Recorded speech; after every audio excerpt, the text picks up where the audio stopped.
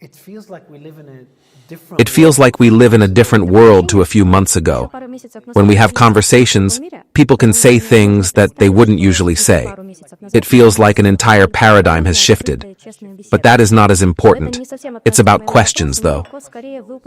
Let's go to right now, to the minerals agreement. Are we heading in the right direction for peace?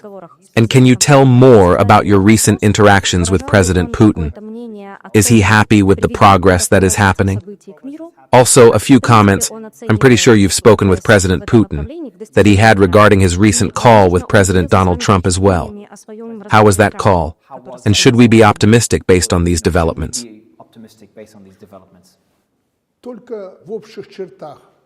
Only broadly, both about the conversation with Trump and the talks in Saudi Arabia and on rare earths, only in general. Why? Because he and I will meet in Moscow in a week and talk about all the issues in great detail. That's what we said on the phone, that we would meet and discuss all the issues in detail. So we only touched on it briefly. As for these rare earths, I raised the issue and said it was strange that the Americans were demanding that Ukraine give them the most important thing it had.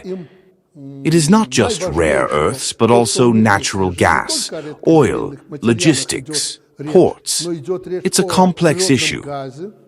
I have presented my position to Putin regarding that, to which he said that the Americans are knocking at an open door. Russia has it all. We make a deal and work together with them.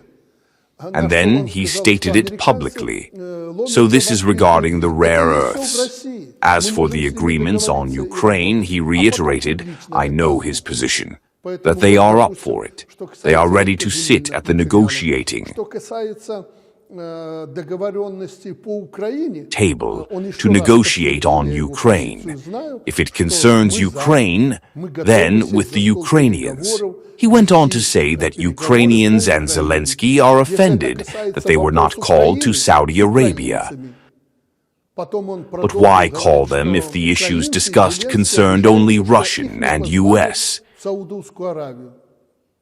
They touched upon Ukraine only briefly during those talks. So why call Ukraine? But Trump has already said that as well. When the Ukraine issues will be addressed, I think no one will address these issues without Ukraine.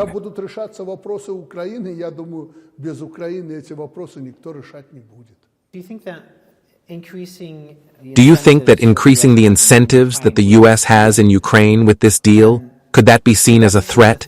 Because now the U.S. has more interest in Ukraine, and if that deal, which is about to be signed in a few days, so could that be seen as a threat to Russia? Also, I think there is also another question. There have been comments by, I think, France and the UK about sending peacekeeping forces close to Belarus. What are your thoughts on that? Can that be seen as a threat as well to Russia? So you've got a peacekeeping force and increased interest, U.S. interest in Ukraine. On the U.S.-Ukraine agreements, that may alarm Russia and probably does. That's what I think. I have not discussed these issues with Russia or with Putin. We will discuss this issue. But it's likely to be alarming if Russia feels that these arrangements will go beyond economic relations.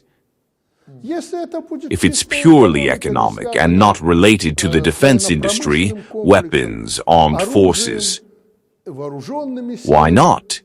Russia will be at ease.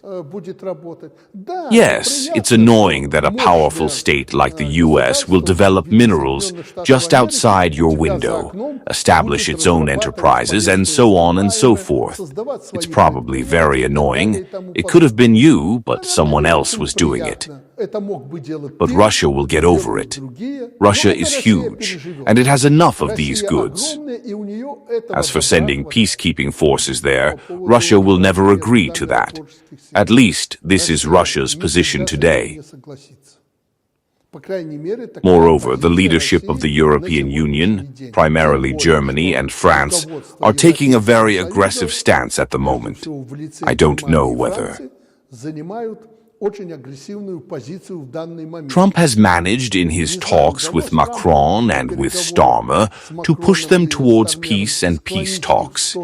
But, you see, they take a very aggressive position with regard to the war between Russia and Ukraine. So, Russia is categorically against any kind of peacekeeping forces from European states.